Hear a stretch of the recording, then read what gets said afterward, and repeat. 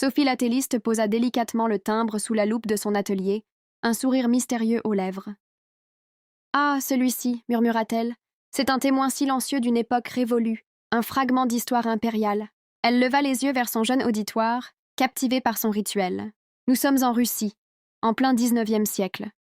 Ce timbre d'un bleu profond fut émis sous le règne du tsar Alexandre II. Regarde bien, l'emblème au centre. » L'un des enfants s'approcha. « C'est un aigle !» Exactement.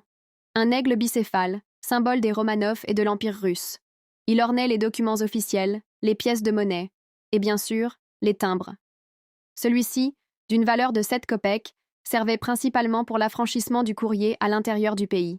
Elle marqua une pause, caressant du bout des doigts le papier jauni par le temps. Mais ce n'est pas un simple bout de papier. Il a voyagé. Il a peut-être été collé sur une lettre envoyée d'un village enneigé de Sibérie jusqu'aux rues animées de Saint-Pétersbourg, ou bien sur une missive diplomatique échappée d'un palais. Qui sait? Un silence s'installa chargé de mystère. Ce que l'on sait, en revanche, c'est que cette époque ne dura pas. Les réformes d'Alexandre II, puis les troubles de la fin du siècle, marquèrent un tournant. Bientôt, d'autres timbres remplacèrent celui-ci, et avec eux, une nouvelle Russie émergea. Elle referma doucement son album. Voilà pourquoi, mes chers amis, chaque timbre est une fenêtre sur le passé. Un petit fragment d'histoire que nous avons la chance de préserver.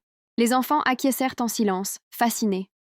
Le timbre, jusque-là simple et discret, brillait soudain d'un éclat nouveau. « Sophie l'atelliste »